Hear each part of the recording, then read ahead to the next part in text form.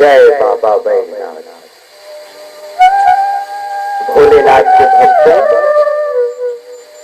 बाबा धाम उत्तर में 70 मील की दूरी पर सुल्तानगंज नामक परम पावन नगरी में पुण्य सुशीला गंगा नदी प्रवाहित होती है। जहाँ यात्रीगण स्नान कर एवं जल भरकर पैदल बोल बम करते हुए बाबा धाम की ओर जाते हैं। जल भरते समय तीर्थ पुरोहित पंडा यात्रियों से कहते हैं, आओ यजमान आओ, भगवान शंकर तुम पर प्रसन्न हो, तुम्हारी मनोकामना पूरी हो, तुम्हारा मंगल हो। और कांवर में कांवरिया भक्त बोल बम का नारा गुंजाते हुए सुल्तानगंज जहांगीर घाट से बाबा धाम की ओर चल पड़ता है। यहाँ पैदल जल लाने की प्रथा अत्यंत प्राचीन से है। बूढ़े बच्चे स्त्री पुरुष सभी प्रतिवर्ष लाखों की संख्या में बाबा पर जल चढ़ाकर अपनी मनोकामना पूरी करते हैं। जय बाबा बैजनाथ, जय बाबा बैजनाथ।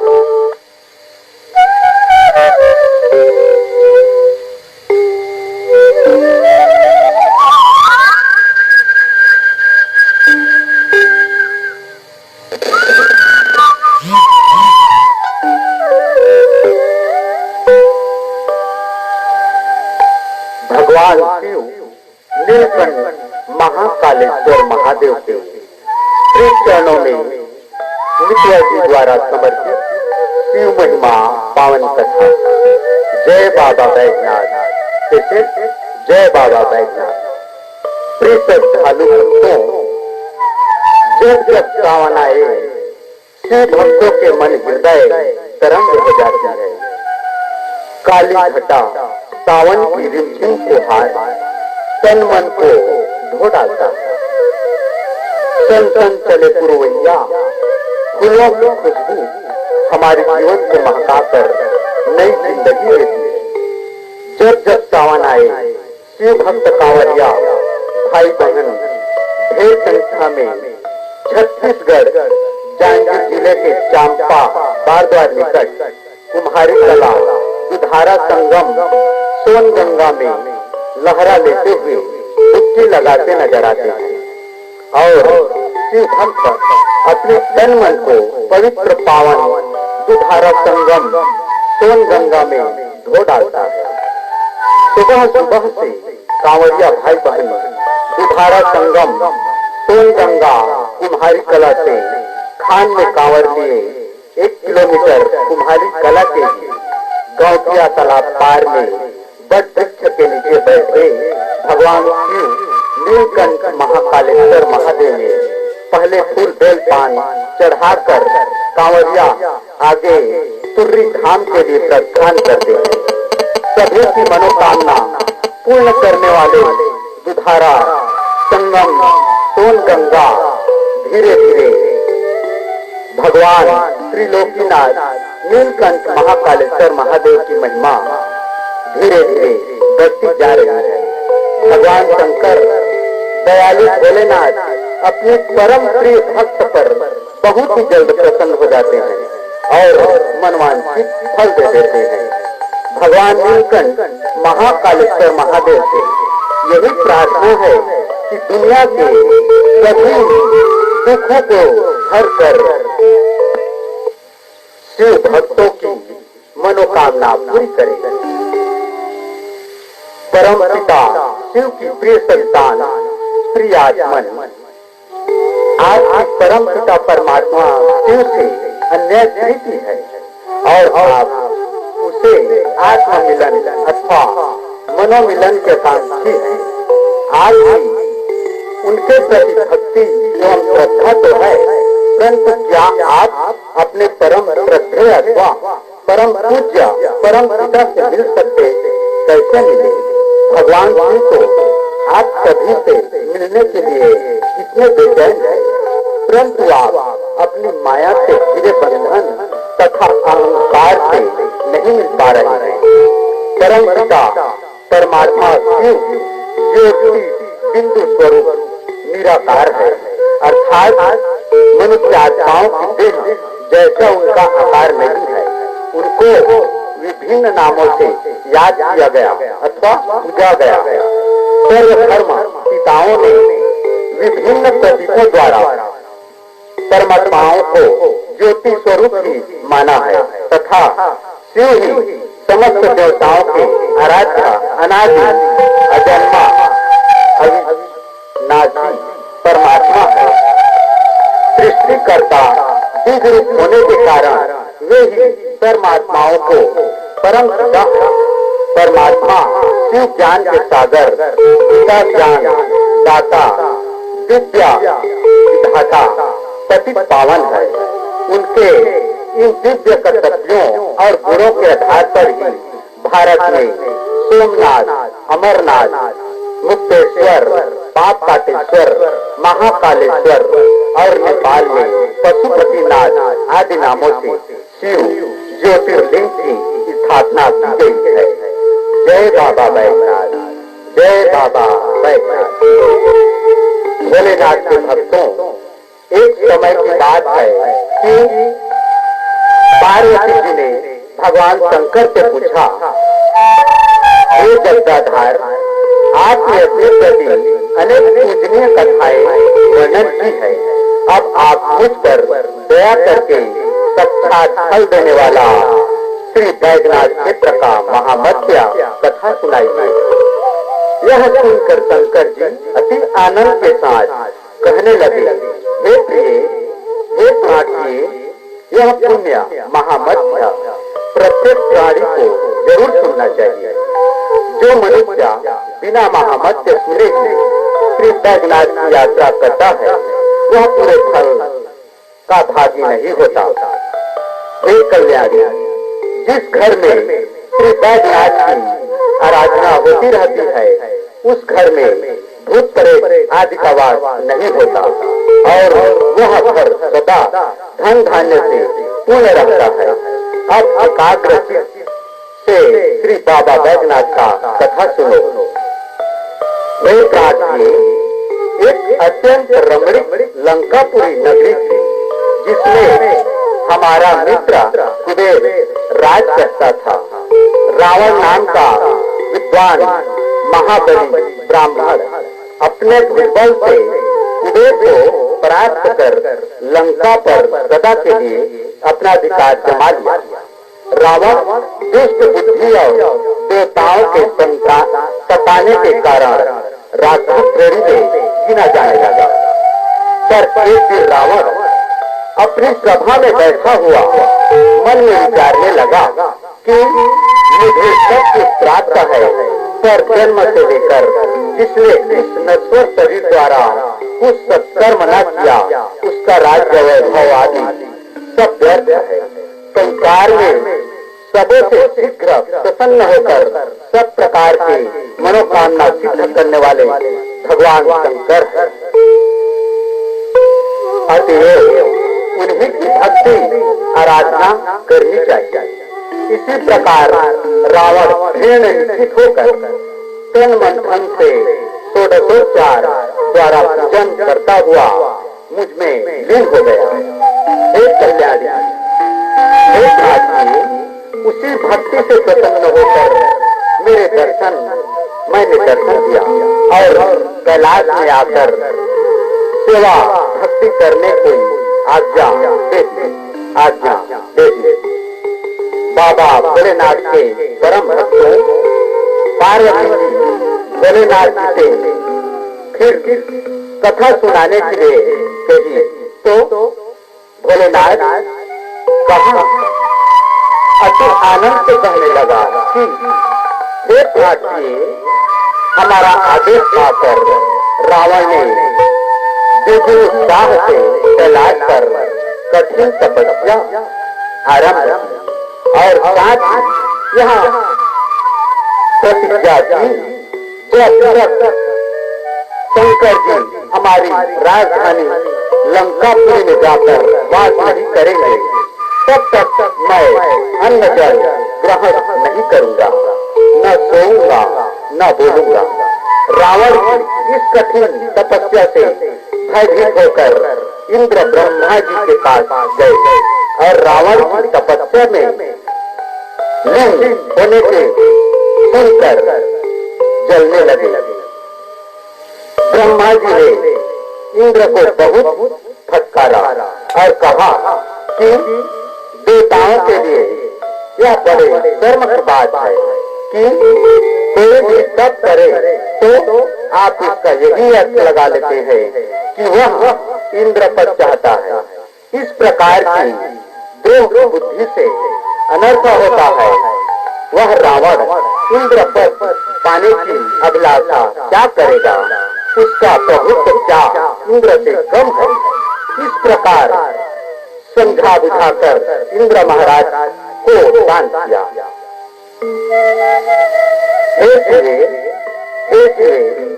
इस प्रकार तपस्या करते करते एक दिन हमारे दर्शन की अभिलाषा से रावण ने कैलाश द्वार लांघ कर भीतर आना चाहा। तब नंदी जी ने उसे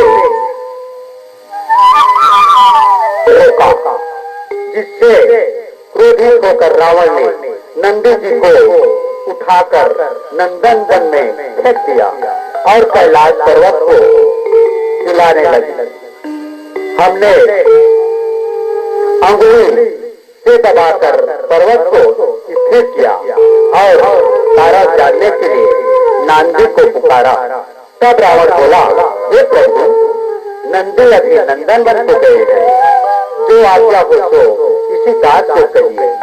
इस तरह की आवाज सुनकर हमने द्वार पर जाकर पूछा कि तुम कौन हो, कैलाश पर्वत को भी किसने चलायमान किया।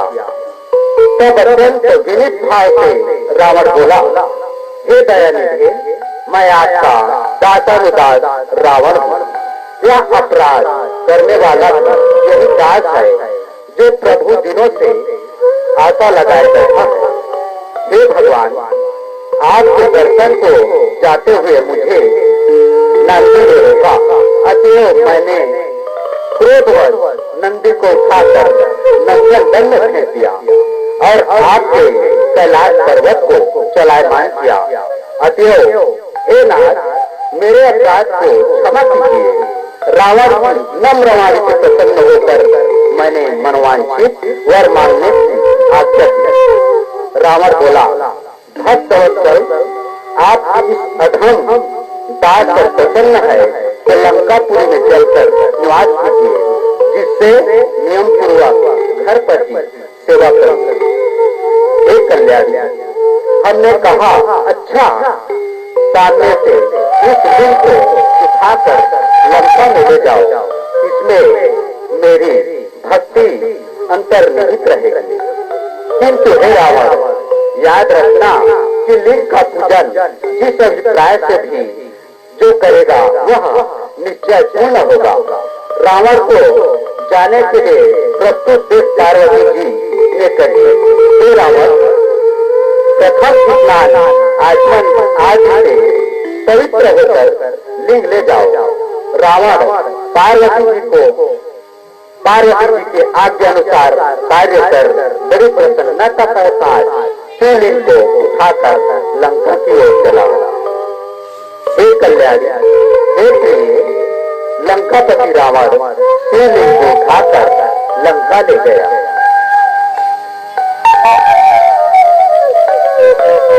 बाबा के भक्तों, भगवान शिव के परम भक्तों, भगवान शंकर फिर से कहने लगा, हे पार्वती सुनो, जब रावण ने शिवलिंग को उठाकर लंका को चला, उसी समय श्री विष्णु भगवान ने सोचा, यदि रावण शिवलिंग को लंका में स्थापित कर देगा तो संसार की कोई भी शक्ति उसका नाश नहीं कर सकेगी और वह संसार में बड़ा अनर्थ करेगा।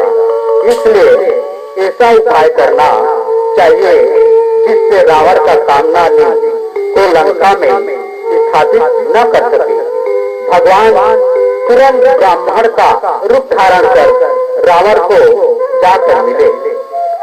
शिव वचनों को याद करता हुआ रावण लिंग को पृथ्वी पर रखना उचित न जाना और ब्राह्मण देशधारी विष्णु के हाथों में देकर रावण लघु शंका करने बैठ गया।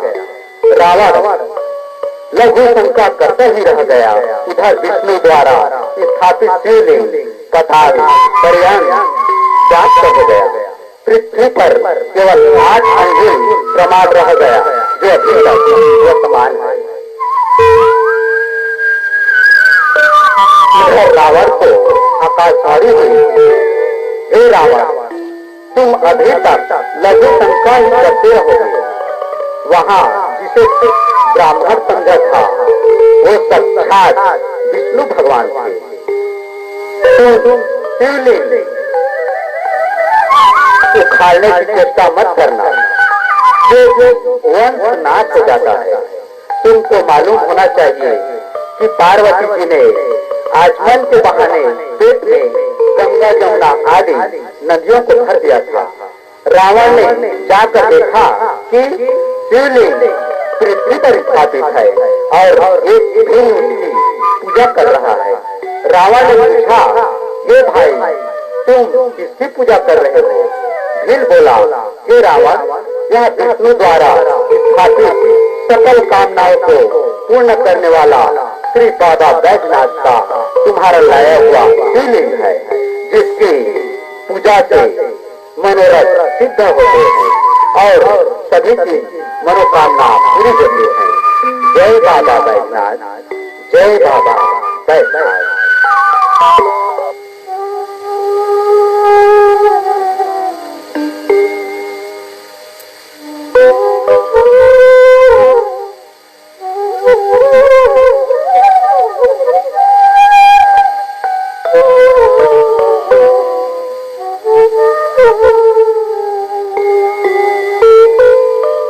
भगवान शंकर के परम भक्तों एवं कांवरिया भाई बहनों, पुनः श्री महादेव जी बोले, हे भवानी, रावण ने बहुत आनंदित होकर तत्क्षण एक गुप्त खोदा जिसका नाम चंद्रगुप्त है और जो अभी तक विद्यमान है। कूप को उत्तम बनाने के लिए सब तीर्थों का जल लाकर उसमें छोड़ी। उसी कूप के जल से श्री बैजनाथ जी को स्नान कराया। विधि विधि षोडशोपचार से पूजन कर अपना सिर चढ़ाने को तैयार हो गया। उसी समय मैंने प्रसन्न होकर दर्शन दिया और कहा कि हे भक्तराज, तुम्हारी भक्ति से मैं अत्यंत प्रसन्न हूँ। तुम अभी अपना सिर मत काटो। इस सिर को त्रेता युग में श्री रामचंद्र जी स्वयं काटेंगे, जिससे तुम्हारी मुक्ति होगी। इस उपकार की बात सुनकर रावण बहुत प्रसन्न हुआ और बैजनाथ जी के चारों तरफ गणेश, सूर्य आदि देवताओं की मूर्तियां स्थापित की और महादेव की आज्ञानुसार हरिद्वार से गंगा जल लाकर बेलपान सहित चढ़ाया, जिससे प्रसन्न होकर श्री शिव जी ने कहा कि भक्तराज, जो मनुष्य तुम्हारी तरह गंगा जल और बेलपत्र चढ़ाएगा वो निश्चय मेरे धाम का अधिकारी होगा। हे रावण, तुम इस भील को नहीं पहचानते हो। यह भील द्वापर में अर्जुन नाम से विख्यात होगा, जिसकी सहायता स्वयं कृष्ण भगवान करेंगे। यह कृष्ण का अत्यंत प्रिय मित्र होगा। इसका नाम बैजू भील है, इसलिए इस स्थान का नाम श्री बैजनाथ धाम से प्रसिद्ध होगा। इतना कहकर श्री शिव जी अंतर ध्यान हो गए और रावण लंकापुरी को गया।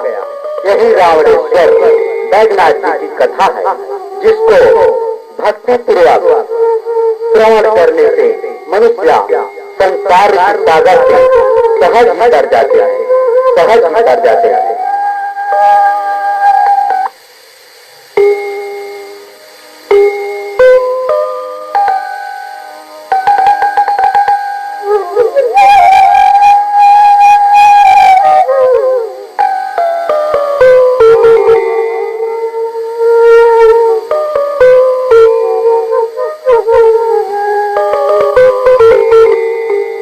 बाबा नीलकंठ महाकालेश्वर महादेव। भोले श्री शंकर के प्रिय कांवरिया भक्तों, श्री नंदकेश्वर जी बोले, हे महर्षि सनत कुमार, एक समय भगवान ब्रह्मा विष्णु हाथ जोड़े हुए शिव जी के अगल बगल में जा बैठे और उनकी पूजा अर्चना की। ब्रह्मा विष्णु के भाव भक्ति पूजन से शिव जी से प्रसन्न होकर बोले, हे वर, ऐसा महान दिनों में तुम्हारी पूजा से मैं संतुष्ट हुआ। अतएव अब आज से इस दिन का नाम महाशिवरात्रि नाम से प्रसिद्ध होगा, जो मेरी प्रिय तिथि होगी। इस महाशिवरात्रि के दिन जो मेरे लिंगेश्वर की पूजा करेगा वह सृष्टि विधायक होगा।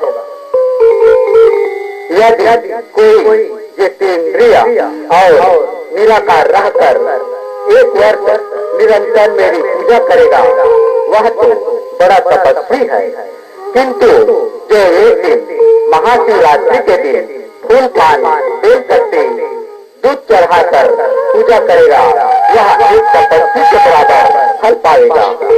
शिव जी सर्वत्र फलदायक है। जो श्रद्धा पूर्वक शिव भक्त को लिंग दान या लिंग मूल्य देता है उसे महान फल की प्राप्ति होती है। कईयों ने कहना है कि ऐसे पुण्य क्षेत्र में कुआं, बावली, तालाब आदि, तलाई आदि का होना आवश्यक है। उसे शिव गंगा कहते हैं। ऐसे स्थान में दान करना सर्वथा ही कल्याणप्रद है।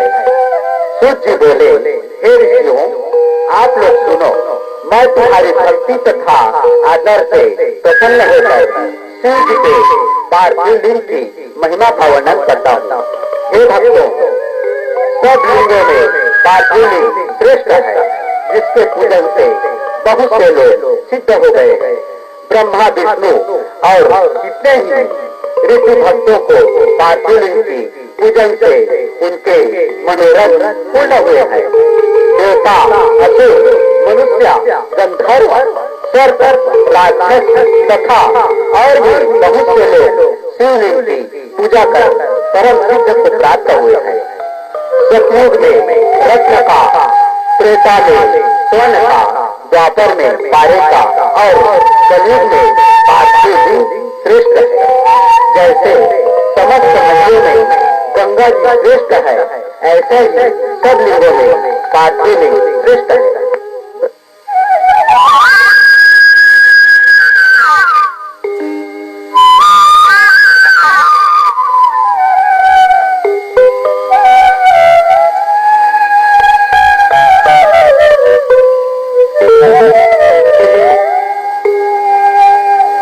ब्रह्मा जी बोले, हे नारद, अब मैं तुम्हें शिवलिंग पूजन संक्षेप में कहता हूँ, ध्यान से सुनो। शिव जी की पूजा परम भक्ति से करनी चाहिए। प्रातः काल ब्रह्म मुहूर्त में उठकर गुरुदेव और शिव जी का स्मरण करता हुआ सब तीर्थों का स्मरण करें और हरि भगवान का ध्यान करें। साथ ही मेरा देवताओं तथा मुनियों का भी ध्यान करें। फिर सभी शिव जी को पूजे। परंतु पहले गणेश जी का पूजन कर ले। तदनंतर आसन पर बैठे शिव की स्थापना करें। 3 बार आचमन कर 3 बार प्राणायाम करें। जिनके 5 मुख 10 भुजाएं सब भूषणों से युक्त और बागंबर ओढ़े हुए शिव जी की पूजा से मनुष्य की सभी संकट दूर होकर मन पवित्र हो जाता है। उसी भगवान शिव शंकर की पूजा मन लगाकर करनी चाहिए। एक बात सुनो, अब शिव जी का अर्धनारीश्वर वर्णन करता हूँ। जब ब्रह्मा जी की रची हुई सृष्टि में विस्तार न आया तो उन्हें बड़ी चिंता हुई। उन्हें यह विश्वास था कि बिना शिव के प्रभाव से यह प्रजा नहीं उत्पन्न होगी। अतएव उन्होंने तप करने का विचार निरंतर पार्वती सहित शिव जी के ध्यान से शिव जी शीघ्र प्रकट हो गए। तब परम शक्ति युक्त शंकर को प्रकट हुआ देख ब्रह्मा जी उन्हें दंडवत प्रणाम कर हाथ जोड़कर स्तुति करने लगे। तब देवाधिदेव महादेव प्रसन्न होकर मेघ के समान गंभीर वाणी से बोले कि हे वत्स, मैं तत्व से तुम्हारे मनोरथ को जानता हूँ। प्रजा वृद्धि के लिए तुमने तप किया है। इससे प्रसन्न होकर मैं तुम्हें वर देने को आया हूँ। ऐसा कहकर शिव जी अपने शरीर के आधा भाग से शिवा देवी को प्रकट कर दिया। तब उन परम भक्ति को शिव से प्रकट हुआ देख ब्रह्मा जी प्रणाम कर उनकी इस प्रकार स्तुति करने लगे। इसलिए देव के देव, आपके इन्हीं पति ने मेरी रक्षा की है कि शिव परमात्मा शिव जी से ही समस्त सृष्टि का सृजन हुआ है। इसलिए मैं एक मैथिली सृष्टि रचना चाहता हूँ जो सृजन बुद्धि को प्राप्त करे। परंतु इसमें नारियों की आवश्यकता है और इस अत्यंत श्रेष्ठ फूल के लिए मेरी शक्ति काम नहीं देती है, क्योंकि मेरी सारी शक्तियाँ तुम्हारी शक्ति से उत्पन्न हुई है। इस कारण तुम ही शक्तिश्वरी है। अतएव मैं तुमसे पराशक्ति की प्रार्थना करता हूँ। अब आप मुझे नारी कुल की सृष्टि करने की शक्ति दीजिए।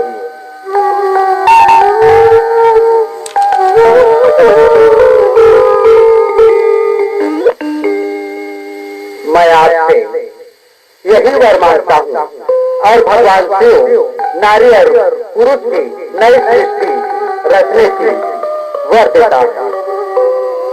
जय बाबा बैजनाथ, जय बाबा बैजनाथ।